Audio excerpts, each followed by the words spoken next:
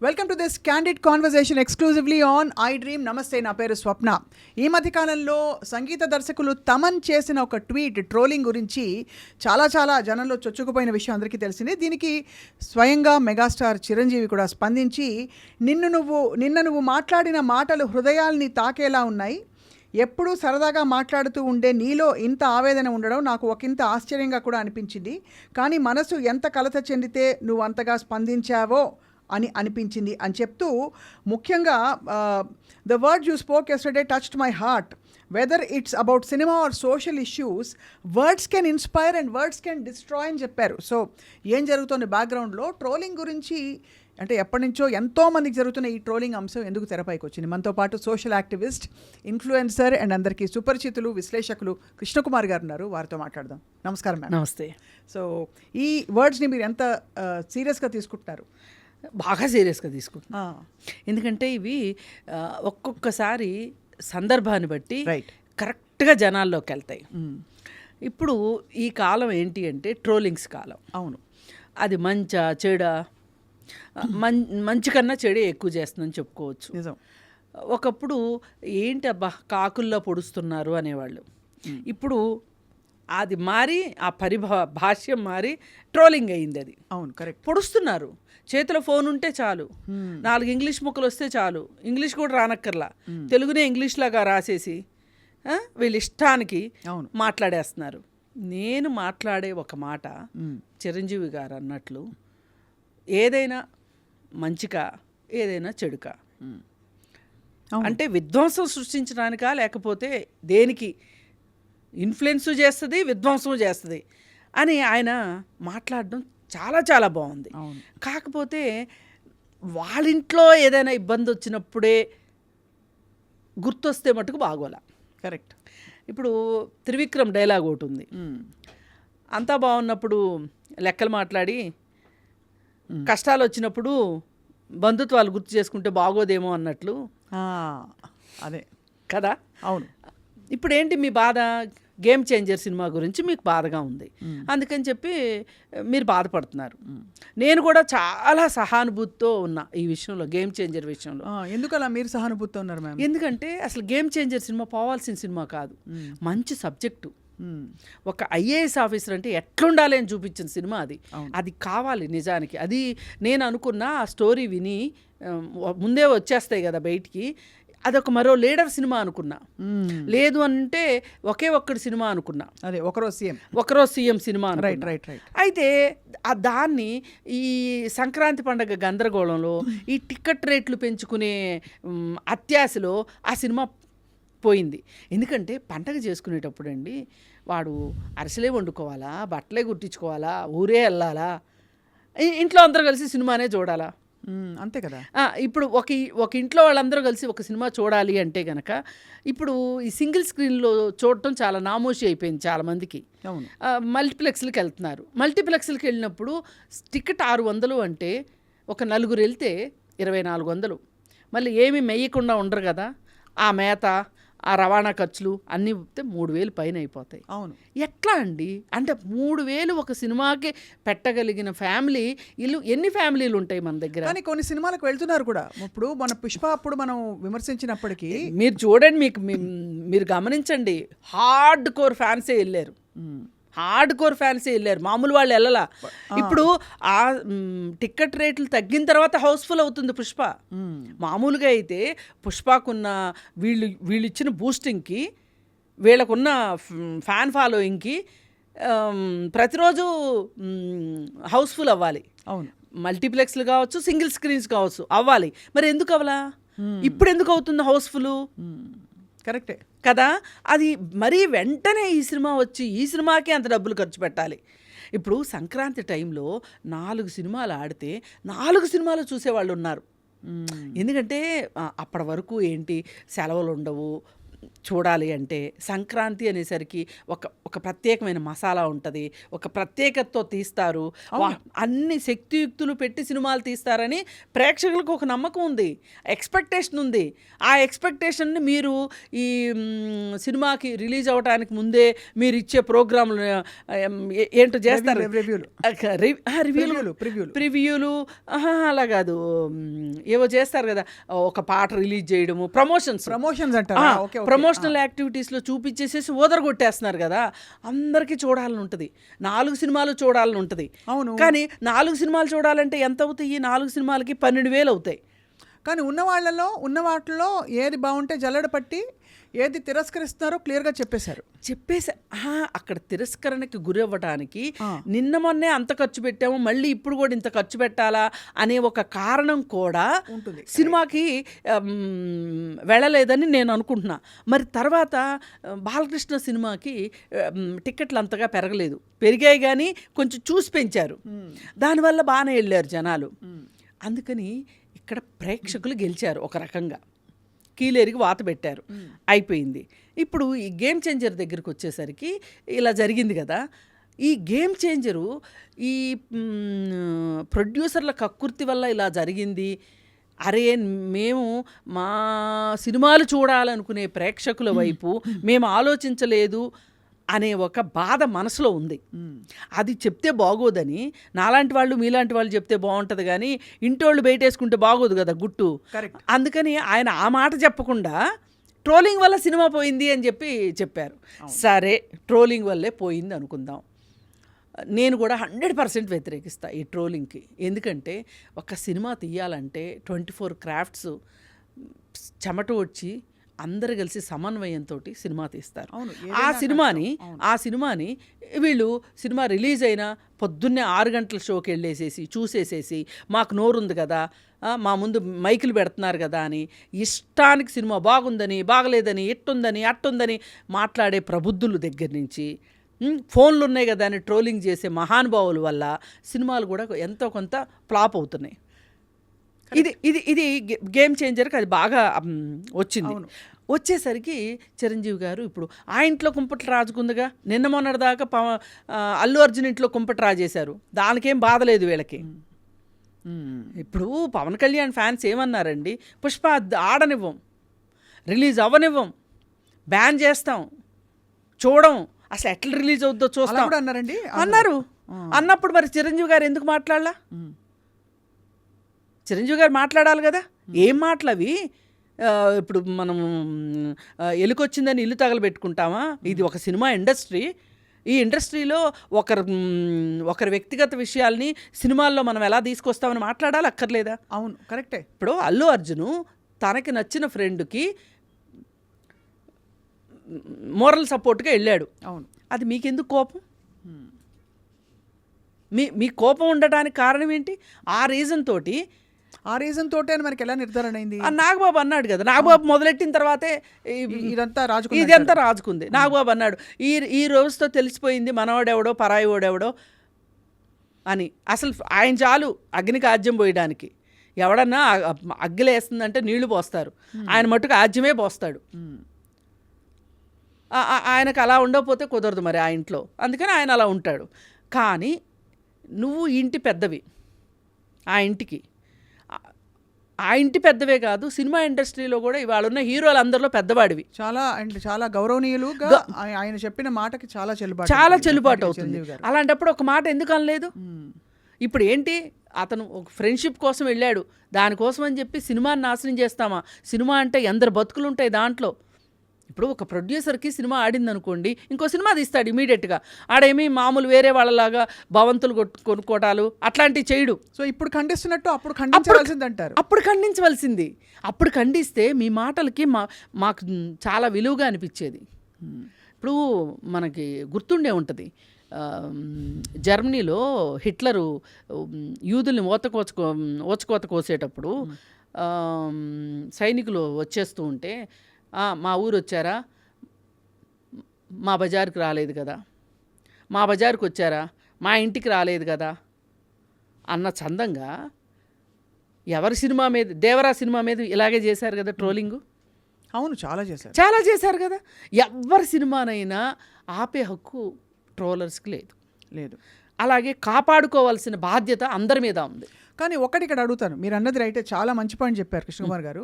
ఇప్పుడు ట్రోలర్స్ అంటే సినిమా చూసే ప్రేక్షకులు ఎలా అయితే ఒక సినిమాని అమాంతం హిట్ చేసేస్తున్నారో, వండి డబ్బులు అప్పు సొప్పు చేసైనా కొనుక్కుని టికెట్ చూసి ఓ తెగ చూసేస్తారో, వాళ్ళకి నచ్చలేదు అని చెప్పే హక్కు ఎందుకు ఉండకూడదు అంటారు నేను. అది అతని ఉద్దేశమే అయితే నేను గౌరవిస్తా, మీరు గౌరవిస్తారు, ఎవరైనా గౌరవిస్తారు. ఆ స్వేచ్ఛ వాళ్ళకు ఉంది. సినిమాని ఓన్ చేసుకునే హక్కు ఉంది, తిరస్కరించే హక్కు ఉంది. నేను కాదనట్లా. కానీ ఈ సోకాళ్ళు అభిమానుల పేరుతోటి, సైన్యం పేరుతోటి ట్రోల్స్ చేయటం కరెక్ట్ కాదు. ఎవరు ఇప్పుడు ఈ గేమ్ చేంజర్ సినిమాని ట్రోల్ చేసిన వాళ్ళు ప్రధానంగా ఎవరు చెప్పండి? ఎవరికి వ్యతిరేకులు, ఎవరికి అనుకూలు అని మీరు భావిస్తున్నారా, లేకపోతే మనకు కనిపిస్తుంది? అసలు ఎవరు చేశారన్నది వాళ్ళు చెప్పలా, నాకు తెలీదు. కానీ చిరంజీవి గారు చేసిన ట్వీట్కి ఎవరెవరు బయటకు వచ్చి మాట్లాడారు అంటే జూనియర్ ఎన్టీఆర్ ఫ్యాన్స్, అలాగే ప్రభాస్ ఫ్యాన్స్, ఇట్లా కొంతమంది బయటకు వచ్చి మాట్లాడారు. మరి వాళ్ళని ఎప్పుడో మీరు దొంగ దెబ్బ తీశారు కాబట్టి ఆ కసి ఇప్పుడు వాళ్ళు తీర్చుకుంటున్నారు. అవును, చెల్లుకు చెల్లు అయిపోయిందని ఊరుకోవచ్చుగా. మరి ఎందుకు ఈ పెద్ద మనిషి మాటలు మాట్లాడటం? అదంటారు మీరు. రైట్, అక్కడ అర్థమైంది, అదే మీ పాయింట్ అర్థమైంది. ఎందుకంటే ఇవాళ మనకు కావాల్సిందండి, ఇవాళ ఒక అల్లు అర్జున్ ఉంటాడు పోతాడు, అదేదో సినిమాలో అన్నట్లు అల్లుడు వస్తాడు పోతాడు, మనవడు పాతుకుపోతాడు అన్నట్లు సినిమా ఇండస్ట్రీ ఇవాళ మనం మాట్లాడుకోవటానికి ఉన్నాం, రేపు ఇంకొకళ్ళు వచ్చి మాట్లాడుకుంటారు. అసలు అక్కడ ఇండస్ట్రీ బాగుండాలా లేదా? ఇండస్ట్రీ బాగు కోసం మీరు ఏం చేస్తున్నారు? ఈ సముద్రం లాంటి ఇండస్ట్రీని, ఈ సముద్రంలో ఎన్నో చేపలు, ఎన్నో ఎంతోమంది బతుకుతున్న ఈ సముద్రంలో మీరు తలా ఒక ద్వీపం కట్టుకొని, అద్దాల మేడలు కట్టుకొని, డబ్బులు సంపాదించుకుని, థియేటర్లు కట్టుకొని చిన్న సినిమాని బతకనివ్వరు, చిన్న ప్రొడ్యూసర్ని బతకనివ్వరు, ఆ ఇండస్ట్రీలో ఉన్న ఆడవాళ్ళని బతకనివ్వరు. మీ ఇష్టానికి మీరు చేసేసి, అన్నీ చేసేసి ఇవాళ మీకు నొప్పి వచ్చేసరికి మీకు బాధ అయిపోయింది, మీరు మాట్లాడుతున్నారు. అసలు ఎందుకు ఒక సినిమా పెద్ద ఏడి అసలు ఈ సినిమా ఇండస్ట్రీకి, తెలుగు సినిమా ఇండస్ట్రీకి? అంటే ఆ బాధ్యత దాసరి గారు ఉన్నప్పుడు ఆయన అవును నడుము బిగించి ఆయన చెప్పినా చెప్పకపోయినా టేకప్ ఆయన చేశారు. ఇప్పుడు ఎవరికి ఎందుకు లేదు? ఎందుకంటే ఇక్కడ ఎవరి ప్రయోజనాలు వాళ్ళకు ఉన్నాయి, ఎవరి పిల్లల్ని వాళ్ళు, ఎవరి ఆస్తులను వాళ్ళు పెంచుకోవాలని చూస్తున్నారు, ప్రమోట్ చేసుకోవాలని చూస్తున్నారు. ఇంత స్వార్థం ఉన్న తర్వాత ఒక్కొక్కసారి మీకు కూడా నొప్పి తగులుతుంది. అవును, ఇవాళ సినిమా ఇండస్ట్రీ ఎదుర్కొంటున్న సమస్యని ఆ సినిమా ఇండస్ట్రీ తనని తానే మింగేసుకుంటుంది, తానే నాశనం చేసుకుంటుంది. ఒక ఆటో ఇమ్యూన్ డిసీజ్ వచ్చిన మనిషి ఏమైపోతాడో ఈ సినిమా ఇండస్ట్రీ కూడా అలాగే ఉంది. అంటే ఎందుకంటే ఆ పెద్దరికం, ఆ ముందు చూపు లేదు. ఎవరికి నచ్చింది వాళ్ళు చేసుకుంటున్నారు. చేసుకోవడం వల్ల ఏమవుతుంది? ఒక సమస్యని డీల్ చేయాలి అన్నప్పుడు, ఒకరికి ఇబ్బంది వచ్చింది అన్నప్పుడు వాళ్ళ పక్షాన్ని నిలబడి వాళ్ళ బాధ ఏంటో వినాలి కదా. ఇప్పుడు మా ఉంది, అసలు అది మానే కాదు నన్ను అడిగితే. అసలు అది మానేనా? ఏదైనా సమస్య వస్తే పట్టించుకోలేక్కర్లేదా? ఎవరుంటే వాళ్ళకి నా అది అంతే. అదే మా కాదు, మీరు చెప్పింది కరెక్ట్. ఎవరుంటే వాళ్ళకి నా అది. ఎందుకంటే అది అంటే అంత క్లిష్టంగా పరిస్థితులు కూడా ఉన్నాయండి. ఎవరు ప్రయత్నం చేసినా మనం చూస్తే ఇప్పుడు గ్రూపులుగా బాగా విడిపోవడం అన్నది బాగా క్లియర్గా కొట్టొచ్చినట్టుగా ఒకళ్ళ సక్సెస్ని చూసి రెండో వాళ్ళు ఓర్వలేని పరిస్థితి. ఇప్పుడు ఒకప్పుడు అండి గుర్తు, రాఘవేంద్రరావు గారి సినిమా గురించి దాసరి గారు మాట్లాడేవాళ్ళు, దాసరి గారి సినిమా గురించి దాసరి గారే మాట్లాడుకునేవాళ్ళు. ఎందుకంటే రాఘవేంద్రరావు గారు ఇప్పుడు పెదవి మాట్లాడేవాళ్ళు కాదు కాబట్టి అన్నీ ఆయనే మాట్లాడుతుండేవాళ్ళు. ఆయన ఆ హీరోని పెట్టి, ఆ సబ్జెక్ట్ని పెట్టి చేశాడు అంటే, నేను ఈ హీరోని పెట్టి, ఈ సబ్జెక్ట్ని పెట్టి నేను 100 రోజులు ఆడించాలి, నేను 100 రోజులు, అంత ఆరోగ్యకరమైన పోటీల మధ్య కూడా అలాగే ఉండేది కదండి. అప్పుడు కృష్ణ గారి సినిమా వచ్చింది, నాగేశ్వరరావు గారి సినిమా వచ్చింది, శోభన్ బాబు గారి సినిమా వచ్చింది, ఎన్టీఆర్ గారి సినిమా, ఎలా ఉన్నా కూడా అన్నీ ఆడేవి. రీజన్ ఏంటంటే నేను అన్నాను చూడండి, ఇప్పుడు ఒక్కొక్కళ్ళకి ఏ సినిమా వచ్చినా చూసే ఇది ఉంటుంది. మామూలుగా అయితే 2 సినిమాలు 3 సినిమాలు రిలీజ్ చేయగలిగిన అంత కెపాసిటీ మన ప్రేక్షకుల వల్ల ఉంది ఇండస్ట్రీకి. మరి మీరు ఇంకా ఎక్కువ తీసేసి హెవీ బడ్జెట్లు పెట్టేసేసి 600 కోట్లు 500 కోట్లు 3 సంవత్సరాలు 4 సంవత్సరాలు లాగి పీకి దాన్ని మార్చి ఆ ఫిల్మ్ అంతా తినేసి అది చేసి ఇది చేసి ఈ సినిమాలో ఒక ముక్క ఆ సినిమాలో ఒక ముక్క ఏ సినిమా అన్న ఈ 3 ఏళ్లలో ఒక సినిమా రిలీజ్ అయింది అనుకోండి, దాంట్లో కట్ అండ్ పేస్ట్ తప్పితే సినిమాలా ఉందా అండి? లేదు. మరి అలాంటప్పుడు ఇలాంటి పరిస్థితులు రాకుండా ఎలా ఉంటాయి? అంతే కదా. మీరు బడ్జెట్ని కంట్రోల్ చేసుకోరు. మా డబ్బులే కదా, మా ఇష్టం. 700 కోట్లు పెట్టి ఒక సినిమా తీసే బదులండి ఎన్ని సినిమాలు వస్తాయి? పోనీ 100 కోట్లతోనే తీయండి, 7 సినిమాలు వస్తాయి. ఇవాళ ఫేస్బుక్లో అనుకుంటా ఒక 15 రోజుల క్రితమో ఏమో, లేకపోతే నెల రోజుల క్రితమో తెలుగు సినిమా గురించి ఒక అతను ప్రతి సినిమాలో కొన్ని అంశాలని చూపించి తెలుగు సినిమా దుస్థితి ఇది అని చెప్పి పెట్టాడండి. అవును. అది చూస్తే నాకు ఎంత బాధేసిందంటే, ఏంటి ఇది అసలు ఒక శంకరాభరణము, లేకపోతే ఒక ఈనాడు, ఒక ఎన్టీఆర్ సినిమాలు, కృష్ణ సినిమాలు, ఇట్లాంటి సినిమాలు తీసి మనము ఇప్పుడు ఎమర్జెన్సీ ఉంది, శ్రీశ్రీ గారు ఎమర్జెన్సీ గురించి పాట పెట్టారు. అవును. ఆ దేశంలో ఎవరూ చేయలా ఆ ధైర్యం. అలాంటి అంటే ఆ స్ఫూర్తి ఆ స్పిరిట్ రావట్లేదు. ఎందుకు రావట్లేదు? కథాంశాలు లేవు, అటువంటి నేపథ్యాలు ఉన్న కథలు రావట్లేదు. మరి ఇవాళ ఎంచుకుంటుంది ఏంటి? ఎంతసేపు హీరోని ఎలివేట్ చేయడం, హీరోయిన్ని దిగజార్చడం, పైగా ఇలాంటి చెత్త సినిమాలకి నేషనల్ అవార్డులు రావటం, అది మరీ బాధాకరం. ఇప్పుడు యానిమల్ అనే ఒక సినిమా వచ్చింది, అది ఎంత ఎట్లాంటి సినిమా అంటే నేను చెప్పలేను నా నోటితోటి. అందరం చూసి ఆనందించాం కదా, పరవశించిపోయాం. ఆ సినిమాకి నేషనల్ అవార్డు ఎందుకు? ఒక్కటే మాట దాంట్లో, మేక్ ఇన్ ఇండియా, మేరా భారత్ మహాన్ అన్నందుకు. అది ఆ విధంగా ఆ డైరెక్టర్ ఏం చెప్తాడు, ఆ వంగ సందీప్ రెడ్డి, ఏంటి మీ సినిమాలో హీరో కొట్టడం ఏంటి, ఏం బాగుంది అంటే, ఆ మాత్రం కొట్టుకునేంత స్వేచ్ఛ లేకపోతే అది ప్రేమ ఎట్లా అవుతుంది? డైలాగు, కొన్ని బాలకృష్ణ డైలాగులు, కొన్ని చనిపోయిన చలపతిరావు డైలాగులు, అవునవును, ఇవన్నీ పెట్టి మహానుభావుడు అలీది కూడా పెట్టి ఇవన్నీ పెట్టి అతను ఒక వీడియో చేసి పెట్టాడు.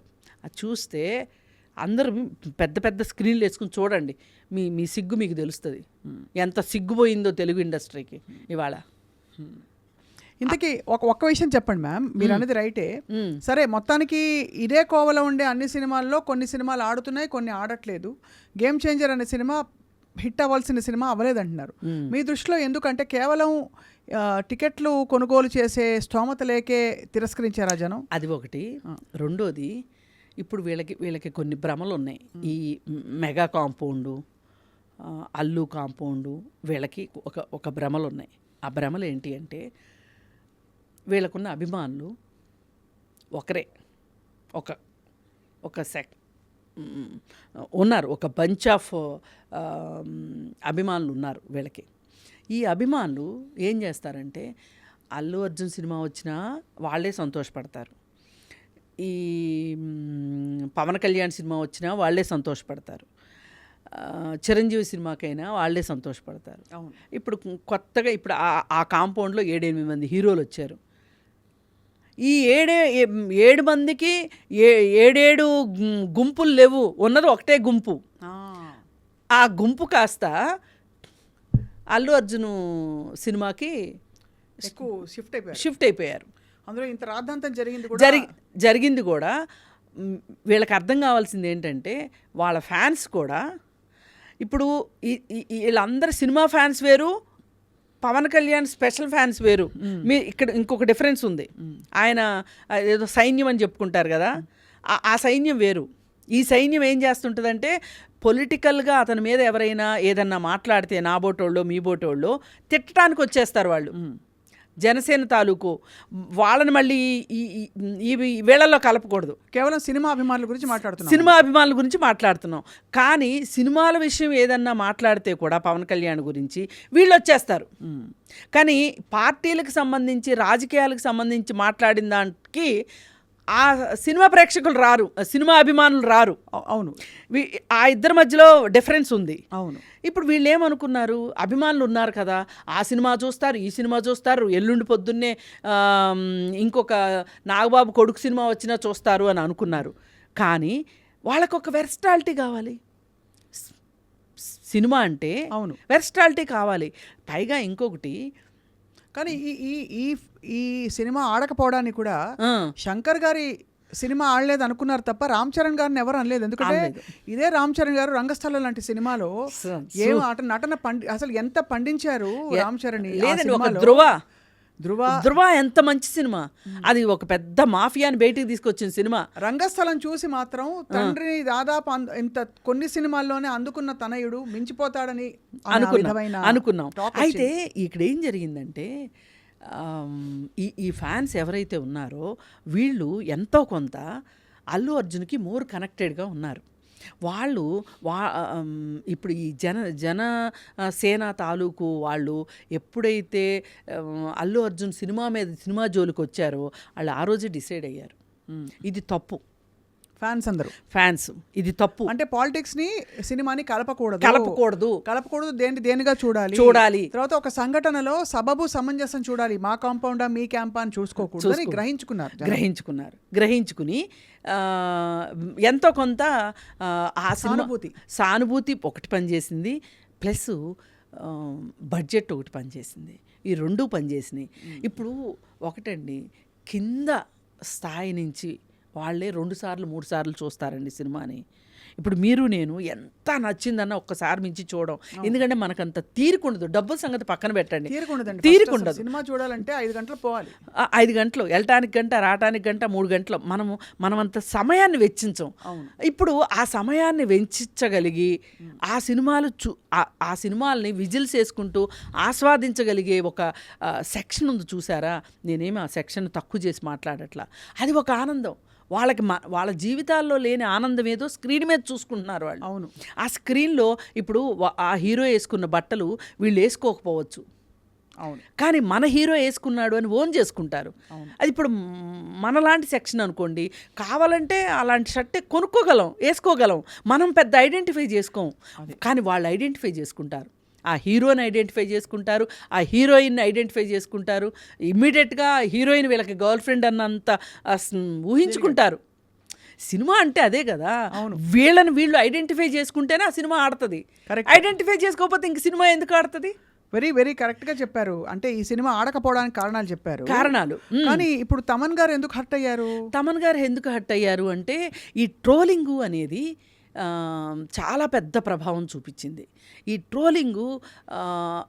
ట్రోలింగ్ ఒకటే కాదండి, నా ఉద్దేశంలో వీళ్ళు ఈ సినిమా ఇండస్ట్రీ అంతా కలిసి ఒక చోట కూర్చొని మాట్లాడుకోవాల్సిన విషయాలు కూడా కొన్ని ఉన్నాయి. ఏంటంటే, వారం రోజుల వరకు ఎవ్వరూ రివ్యూలు చెప్పడానికి వీల్లేదు. 6ంటికి సినిమా చూసి 9ంటికల్లా మొదలెట్టేస్తారు, మైక్ దొరికింది ఇంతే చాలని. ఈ సినిమాలో ఇది బాగలేదు, ఈ సినిమాలో ఇది బాగలేదు. ఇప్పుడు ప్రేక్షకుడిని వాడు ఏమీ లేకోకుండా వైట్ పేపర్ లాగా వెళ్ళాలి సినిమాకి. కరెక్టే, కానీ ఆ రివ్యూలు చేసే వాళ్ళు పుష్పకి ఉన్నారు, గేమ్ చేంజర్కి ఉన్నారు, దేవర్కి ఉన్నారు, డాకు మహారాజ్కి ఉన్నారు. అందరికీ సేమ్ సమాన కండిషన్స్ ఉన్నట్టే కదా?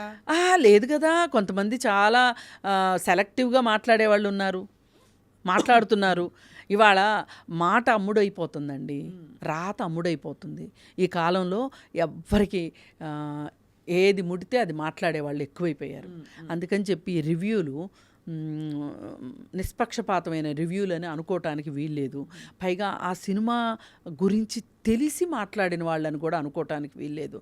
ఇప్పుడు నేను పాపులర్, మీరేది మాట్లాడితే అది చెల్లుబాటు అవుతుందని నమ్ముతున్నారు, వాళ్ళు నమ్ముతున్నారు, వీళ్ళు నమ్ముతున్నారు. కానీ ఎన్నిసార్లు నమ్ముతారు?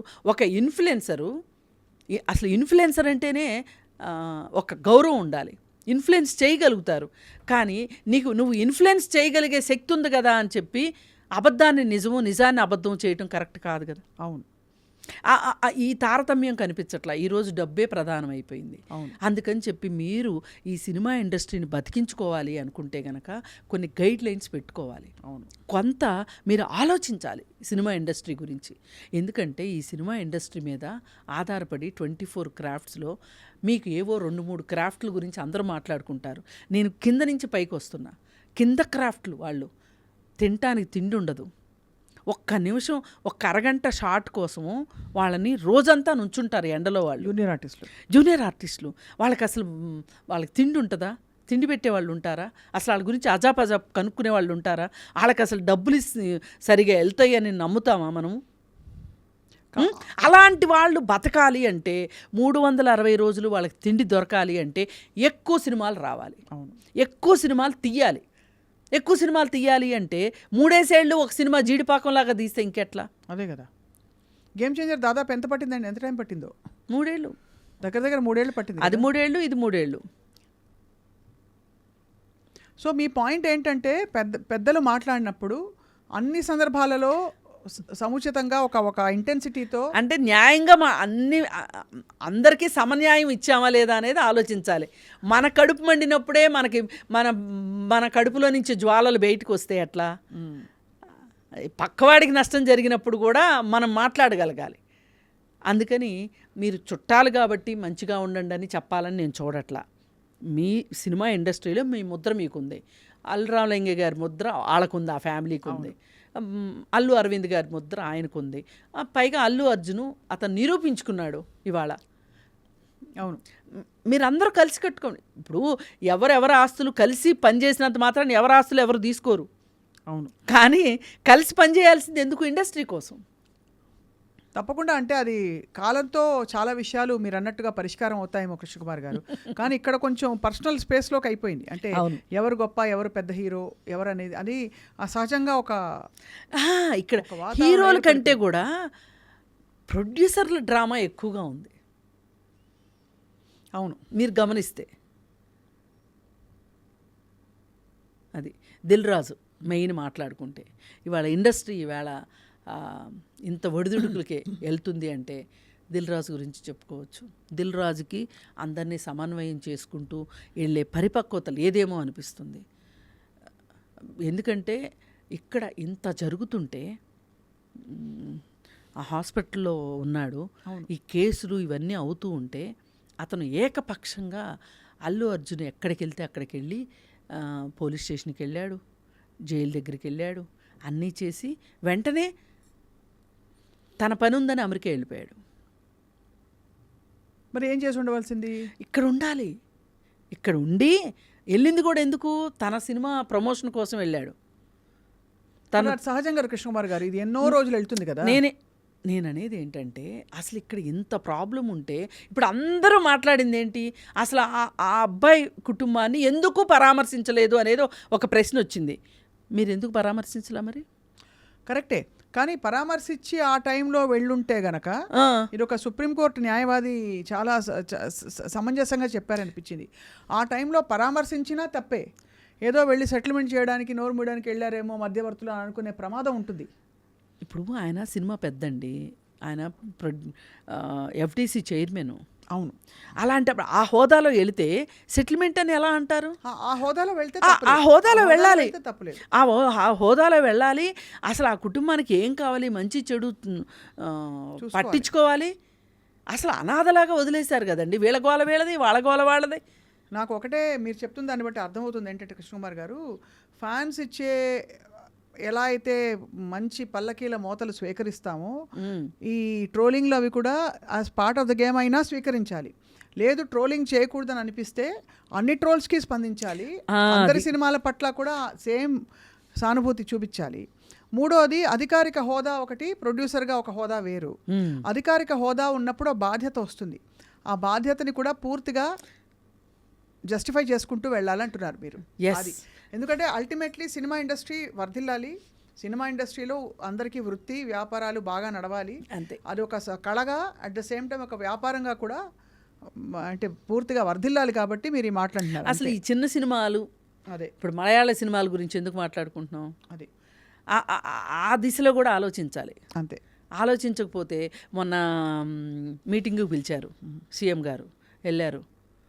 ఒక్క మహిళ వెళ్ళలేదు, తీసుకెళ్ళలేదు. మీరు మీ దృష్టిలో మహిళలు అంటే ఇంతే, సినిమాల్లో చిన్న చిన్న బట్టలు వేసుకుని డాన్స్లు వేయడానికి తప్పితే దేనికి పనికిరారు మీ దృష్టిలో. అంటే ఇప్పుడు మనకి ఫ్రాంక్గా చెప్పాలంటేనండి, నాకు ఇప్పటికీ అర్థం కాని విషయం, టాప్ స్టార్స్గా ప్రూవ్ చేసుకున్న వాళ్ళు కూడా ఒక మొన్న దబిడి స్టెప్ గురించి చాలా ట్రోలింగ్ అయింది సోషల్ మీడియాలో. ఎందుకంటే ఆయన స్థాయికి ఒక ఎమ్మెల్యేగా ఉన్నప్పుడు ఆయనకు అవసరం లేదు.